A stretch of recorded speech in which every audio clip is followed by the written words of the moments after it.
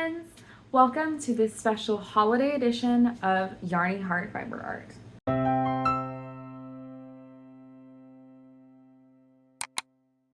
So pretty much everything we're going to be sharing today is going to be a finished object, and I think most of them are things that you've never seen before on the channel. So today is December 22nd. I'm filming this before gifting these items for Christmas, but I think I'm probably going to be releasing this video after Christmas so that the people who these gifts are being given to won't have any idea what they're receiving yet, with one exception, which I will get to later. But yeah, so this episode of the podcast is going to be me showing off all the things that I have been knitting during my essentially complete radio silence for the past couple of months. So without further ado, let's go ahead and get started. Hi, it's Editing Plummy. I just wanted to let you know that I was like super sick, or coming off of being like super sick when I filmed this video. And over the course of the video, you can literally watch me deteriorate. So please just be nice. I know that I look like crap. So these first you have seen before, so I'm just going to breeze right through them. But since they are a gift knit for Christmas, I'm just going to show them off real quick one more time. But these are my veela knits that I finished quite a while ago. I knew that I was going to be doing a lot of gift knitting this season, so I figured while I had the materials and the time that I might as well just get them done, get them out of the way. The next item I have to show you is this beanie. And this is based off of the what is it called? Easy brioche hat pattern, whatever. I think it's like Easy Brioche Hat or something like that, but it's by Purl Soho. I will put the correct name here and the link down in the description for the link to that pattern. However, I made like a huge glaring mistake with this pattern to the point that I can't even say that I knit the Purl Soho pattern anymore. So this was my first attempt at doing brioche stitch, and I casted it on and knitted the majority of it while on a road trip down to LA with my boyfriend. And I get really motion sick on car trips, but if you're driving, I mean, we took turns, but if you're driving for like 6 hours, it kind of feels a little wasteful, at least for me, to not do anything or get anything done. Like when I was a kid, I was totally content to just pop on a movie and watch it or stick in my headphones, but I don't know, I felt like I needed to keep my hands busy. But I get really motion sick, so whenever I do bring a project in the car, I try and make sure that it's something that doesn't really require my attention, like something that's just stockinette stitch or just like the same repeatable pattern that you don't have to look at the pattern. And so I thought I had done my due diligence of reading this pattern and everything that it entailed before leaving. And so I even swatched. I never swatched. But I wanted to get it right. And so I even swatched, and I thought I was good to go. I was reading the pattern. I was like, okay, cast on this many, and then you do the brioche stitch.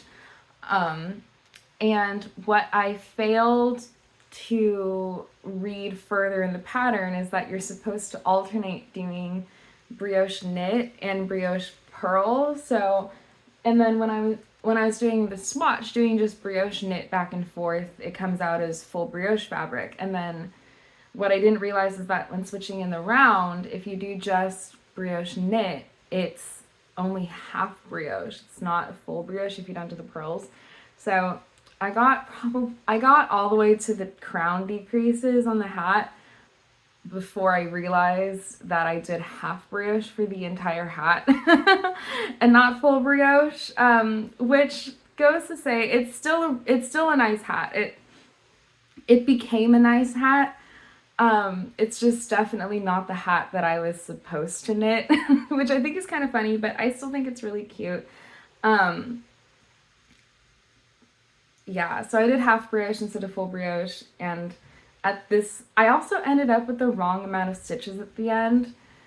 when I was supposed to decrease for the crown, and I'm not sure how that happened either, but either way, I made enough mistakes on this pattern that I feel like I could probably call it my own pattern at this point, based loosely off of the Purl Soho one, but it is what it is.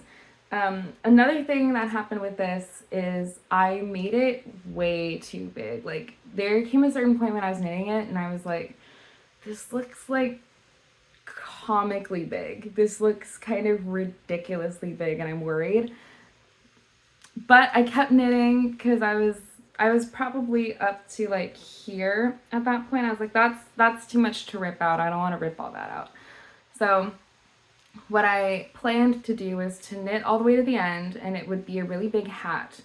And then I would lock it in really hot water was the plan. It's like when you're filming and then you say, oh, I'll fix it in post. I did the knitting equivalent of that. So I finished the hat, I finished the crown decreases, and then I literally put on my hot water kettle to make boiling hot water. And I poured that into a heat safe bowl, and then I put the hat in to soak, and then I prayed. And it kind of worked. So I think maybe, you know, if there was a lesson to be learned here, I didn't learn it. but it kind of worked. So it did shrink quite a bit.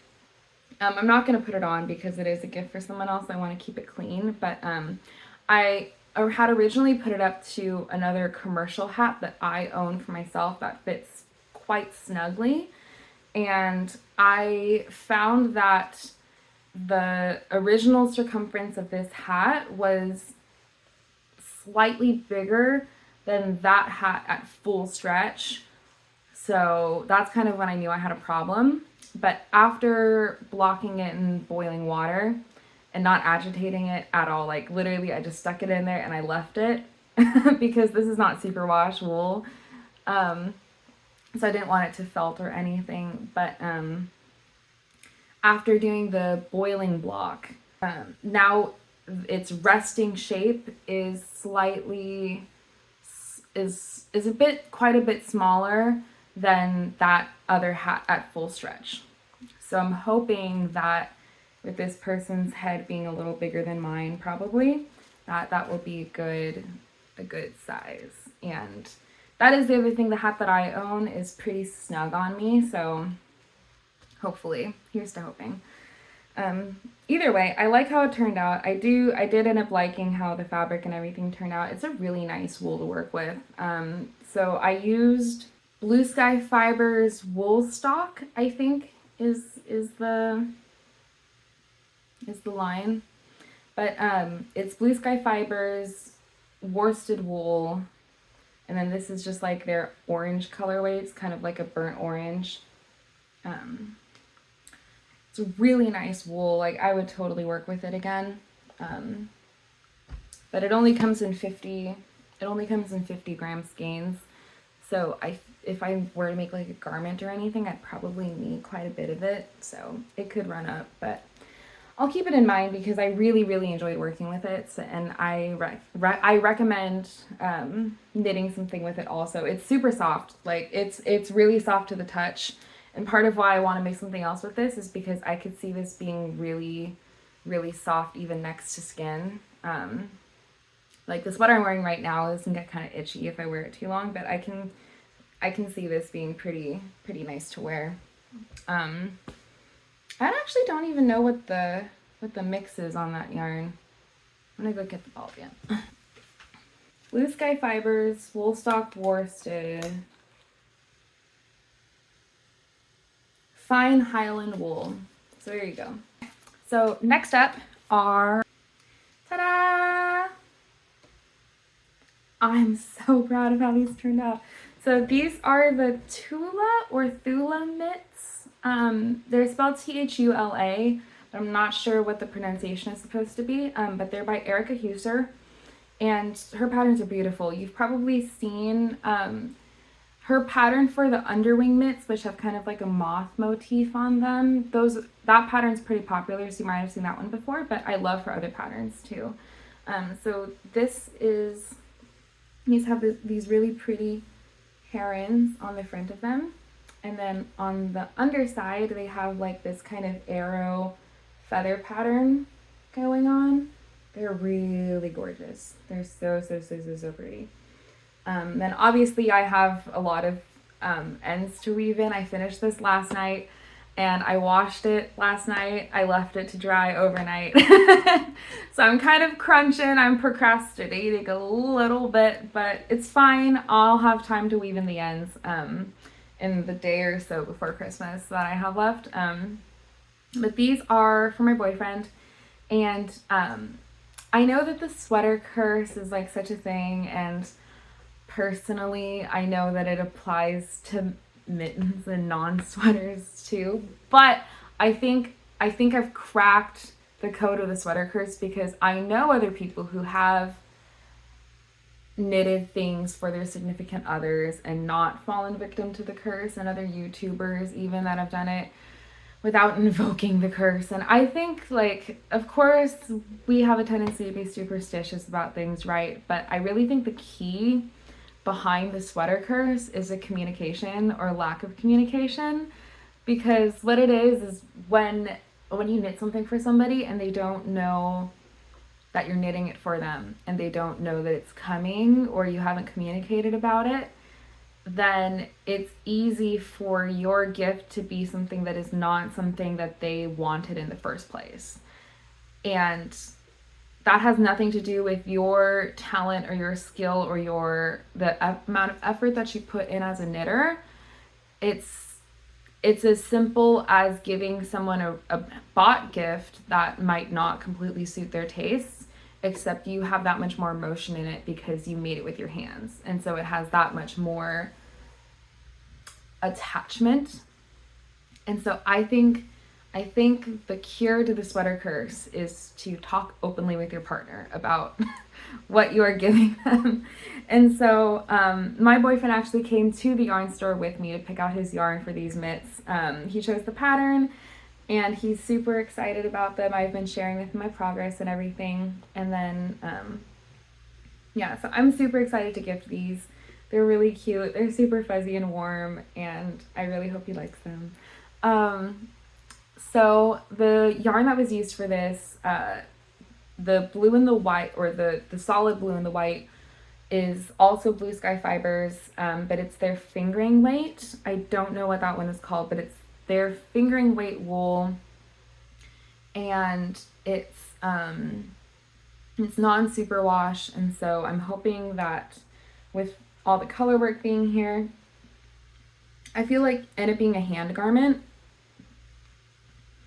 I do feel like a little felting will be okay, and even a little nice, just to kind of set in the color work details and everything, and they'll just become only warmer and sturdier as he uses them. And then down here, this is the sea color, and it's kind of optional to do the sea color because you could totally just do this with the main color and it would turn out pretty similar. But as we were going to the checkout, there's a little bin full of mini skeins. Not even mini, they're tinier than mini skeins. It's like, they're like samples or leftovers or something, but they're really, really tiny skeins. I think they're 7 grams each or something like that. And so as we were going to the checkout, those caught his eye and he said, oh, these are really cute. Maybe we could do that as the contrast color. So I went ahead and incorporated that as the contrast color. I think it is a little bit thicker than the yarn that I used for the rest of the mitt, so it does bow out a little bit. I think another difference is, I can't tell if it's the plies or what. I think the variegated down here, I think it is superwash.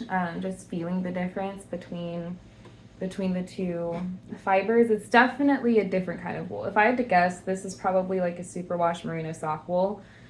And I think it also has more plies, so it is a little bit thicker. It has a higher twist than the rest of the mitt. But after blocking, it kind of turned out fine. I was a little worried at first because I guess you can see it on both of them. It does bow out just a little bit where the different yarn starts, but I don't think it's going to be that huge of a deal. It looks really cute, and it fits in very well with the color scheme of the rest of the mitt, so I'm pretty happy with it. And now I just have to weave in all these crazy ends, but that will be a project for tomorrow, I think. Okay. So my last finished object, and the one that I'm the most excited about, this has been the most top secret of all of my projects that I've been doing because it's for my parents, and Mom and Dad, if you're watching this, I hope you like it because it'll be in your possession by now. But this has been the biggest project. I started this in late September and I finished it maybe 5 days ago, and yeah, so I was cutting it pretty close there, but I got it done. I feel super accomplished having done a feat like this, and when I bring out what I'm talking about, you'll understand, I think. So this is what I've knitted for my parents this year. Yes, it's a blanket. It's a pretty big blanket too. It's definitely a throw size, and I think after I blocked it, because I used superwash. I used a worsted weight superwash wool for this, so when I blocked it, it grew quite a bit. So I knitted it to a throw size. Before blocking, it was literally the size of one of my throw blankets I already have. But then after blocking it, it's like almost a duvet size, so it's pretty big. But it's really warm, and I'm super excited with how it turned out. So this is it all folded. It looks really beautiful and cozy all folded up like this. Do I dare try and open this up? I don't think I have room, but I'll definitely put pictures here of the blanket kind of unfolded, and I'll also put a picture of it in the blocking stage because that was kind of ridiculous trying to get it laid flat out somewhere in my studio apartment. I remember I was talking to the owner of a yarn store that's local to me about, like, I was like, girl, I don't know how I'm gonna block this thing. It's huge, and I have 420 square feet in here. And she was like, you could put it on your bed. I considered it, I really did, but I got it all done. It dried surprisingly fast. But yeah, oh, it's so beautiful. I just can't stop looking at it. I'll keep it up here in the screen while I talk. So this pattern, this is the Umaro blanket I believe it's by Jared Flood, but it was for Brooklyn Tweed. So it's published by Brooklyn Tweed. I think Jared Flood is the designer, but it's gorgeous. It's really, really beautiful. You can make it in 3 different sizes, and you can make, they have a whole chart there that is like a, you can knit it with 3 different weights of yarn, and then they tell you how much you need to do in order to get a baby blanket, a throw blanket, and a coverlay size blanket with any of those 3 weights of yarn. So you could use any of those 3, and then you just have to calculate how much you need to make whatever size you want to make. So I did it in worsted, and I did it in a throw, which is the middle of both size ranges. And yeah, this took me forever, and it's like I still can't believe I finished it on time. Yeah. So basically the motif goes over 20. Okay. So the motif repeats, I believe it repeats 13 times in a row. And then there are 28 rows in one motif. And then you repeat the motif 13 times. 13 and a half, because you have to do a half before you do the border again. And it was just so much knitting. Like, I'm sure you can calculate the stitch count or whatever, but I just know that one row on average took me anywhere from 15-20 minutes, and then so 15-20 minutes times 28 rows times 13 repeats, that's how long it took me to finish this blanket about. So it's definitely a labor of love, but I think it was really worth it. I'm really proud of how it came out. Yeah. What else was I gonna say about this blanket other than that it's done? So, yeah, I was knitting with superwash wool. This is just Ella Ray Classic Superwash. I just picked up a whole bunch of it on Webs, because it was on sale and I really liked this color. This really pretty like camel color. I think it'll match a lot of the stuff that is in their home and like their couch color and stuff like that. So, yeah. And so this is just Ella Ray Classic Superwash wool. It doesn't specify what kind of wool. It's a blanket. Yeah, so when I was knitting it, I actually ended off on, I think, 12 and a half. So I was short. No. Was it 11 and a half? I stopped either one section or two sections short of where the pattern said to, because I got to a certain point and one, I was like, I'm not gonna sleep for a couple of nights if I need to finish this before Christmas. And two, I was like, this looks pretty big already. This feels like it's probably already a throw size. And so I laid it out on top of one of the throw blankets that I have. That's just like a standard commercially bought throw blanket. And it was the same size. So I was like, well, this is also going to grow when I block it. It's going to grow a lot when I block it. So what if I just stopped knitting here and called it a day? So I did that. And it ended up working pretty well because it did grow. And it's definitely a sizable blanket now. You know, I will unfold it while we're talking also because I have to tell you about something else in this pattern. But look how big it is. It's huge. It's so pretty. So it's not reversible. There is a front side and a back side. I'll just kind of drape it around myself. It's really luxurious. I'm so happy with it.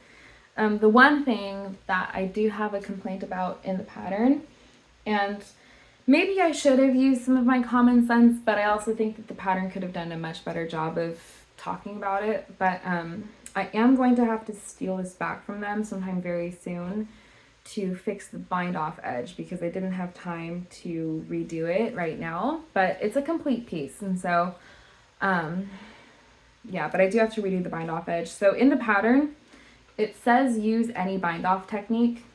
I think the wording is like use bind off technique of choice or something like that.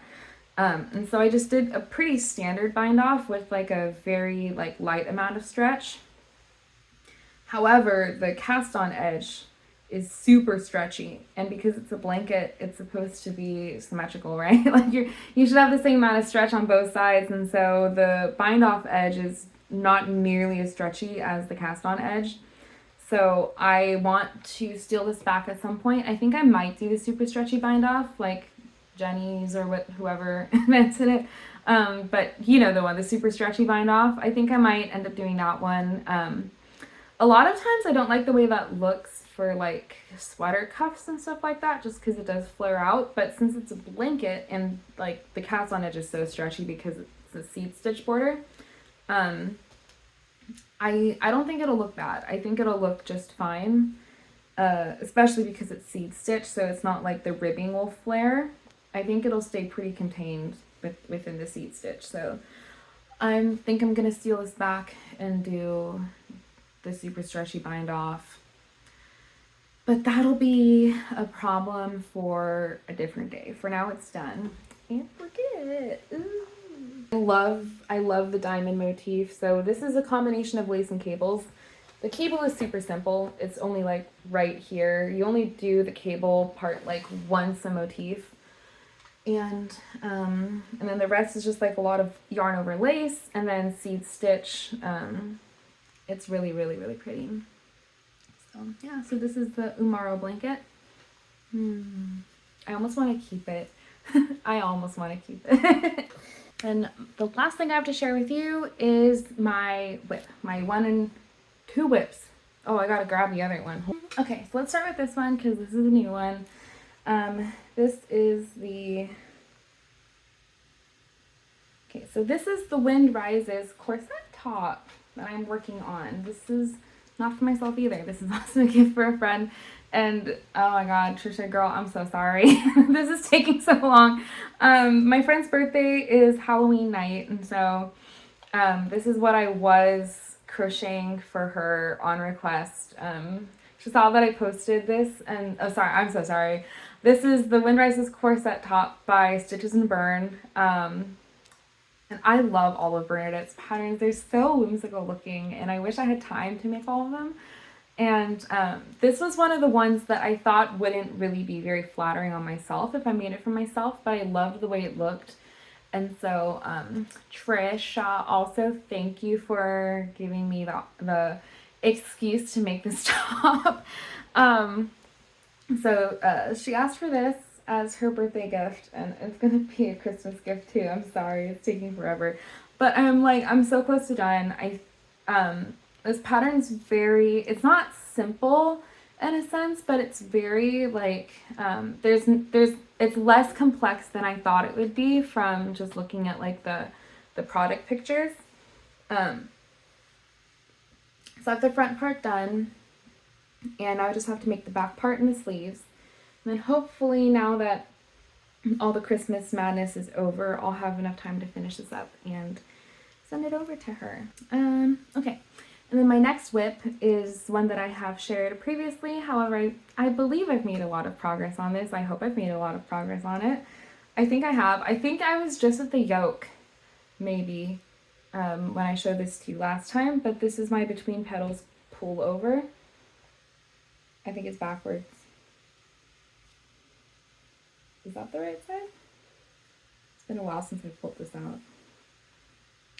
Anyway, so this is my between petals pullover. This is by Teti lutsak.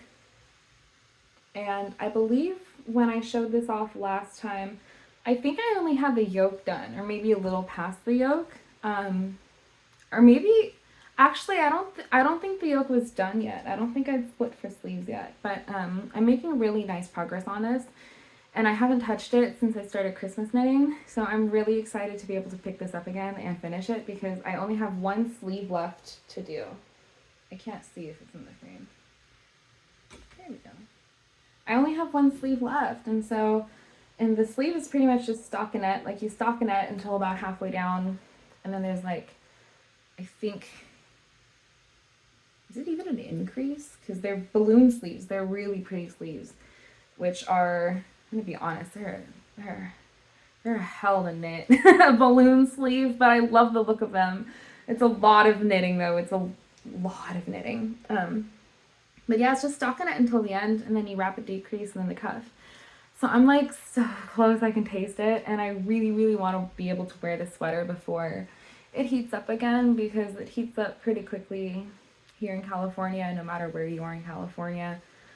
I guess unless maybe you're in Tahoe or something, I don't know. But it heats up pretty quickly around here, and so I think even though winter is supposed to last through March, I feel like we don't have that much time left for sweater weather, which is making me sad. But it's also giving me motivation to finish this as quickly as possible. So now that everything else is done, I'm going to be taking it with me to my parents for Christmas weekend. And hopefully getting some more knitting on it done, and then I can wear it. Yeah, it's super cute. Here, I'll just try it on real quick. It's really cute. It fits so well. Like I don't think I've ever done a top down. I take that back. I've done top down sweaters, but not since I was a very, very beginning knitter. I haven't done a top down sweater in a long time, and I haven't done one that has short row shaping. But it makes such a difference. It really feels tailored. Like, it feels like a sweater made by me for me, which it is. But that's really nice. I'm definitely going to knit more of her patterns. It's really well written. It's really well written. It fits amazingly. This sweater fits like a glove. I'm so excited for it to be done. So you can see how beautiful the balloon sleeve is. So I just have to do another one of those, and then I'm done. And then you can see there's a There's a needle down there from where I was picking up underarm stitches earlier today, because that's how excited I've been to finish it. And then let me just show you off the hemline too. It's really pretty. I love the motif down here. I almost wish the motif down here was elsewhere in the pattern, like maybe at the cuff or something. But it's really, really pretty. But I love where it cuts off too. I really like the crop on this. And even though this is how the pattern was, written, and I knitted it to the length specified there, I kind of have to try and keep in mind like where I personally like my sweaters to cut off, because like the sweater that I had on earlier was my pignon pullover. That sweater is just such an awkward length on me, so I still wear it because it's really cute and I'm proud of it. So I still wear it. I still make myself wear it, but I really wish it was shorter or longer. Like either way, it just hits at a very awkward length, and I wish it was either shorter or longer, but because that one I believe is bottom up, I don't think there's anything I can do about it. Like, I watched Midsummer Knits do alterations on her Moby sweater and made it like cropped for her preference, and I thought that was genius. Super courageous. I don't know if I could take a scissors to any of my finished objects like that, but that was super creative, super courageous, but I don't think that would work for my pignon pullover because it was worked bottom up. It is what it is, you know. That's how you learn, is by knitting more, trial and error, learning your own preferences. I think even at the time that I had knitted that, I wasn't really that much aware of things like, oh, I like my sweaters to hit at my waist or whatever. So it's all a learning process. And I don't know, well, I guess I'll just continue learning. I guess I'll just do my sign off my half finished sweater. Why not?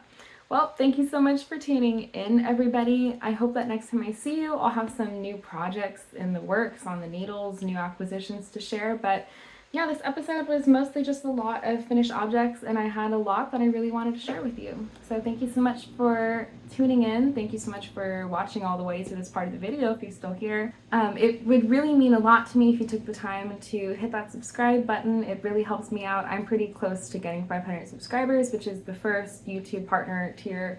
So if we could get there, that would be really amazing. That would really make my day.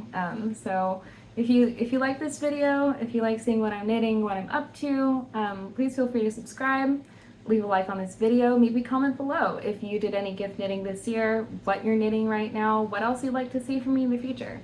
So once again, thanks so much for watching.